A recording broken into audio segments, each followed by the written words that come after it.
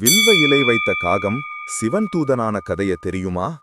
ஒரு பழமையான சிவன் கோவில், தூசியில் மூழ்கிய சிவலிங்கம், வாடிப்போன பூக்கள், உலர்ந்த வில்வ இலைகள் சிதறி கிடந்தது. அந்த காகம் தினமும் தூரத்திலிருந்த குளத்துக்கு பறந்து வில்வ இலை பிடித்து லிங்கத்தின் மேல் வழிபட்டது. மழை வந்தாலும் காற்று வந்தாலும் ஆண்டுகள் கடந்து போனாலும் அந்த காகத்தின் பக்தி ஒரு நாளும் மாறவில்லை. ஒரு நாள் அந்த வனத்தில் பெரிய தீப்பிடித்து எல்லா உயிரினமும் ஓடும்போது காகம் லிங்கத்தையே விட்டு பறக்கவில்லை. தன் பிறகுகள் எரிந்தாலும் பரவாயில்லை, லிங்கத்திற்கு நிழலளிக்க தன் உடம்பையே அர்ப்பணித்தது. தீயின் வெப்பத்திலும் லிங்கத்தின் மேல் விழும் நிழல் ஒரு நொடியும் குலையவில்லை. அந்த தியாகத்தை கண்ட சிவபெருமான் ஒளி போல தோன்றி சொன்னார், உன் சிறகுகள் கருகினாலும் உன் மனம் ஒளிருது.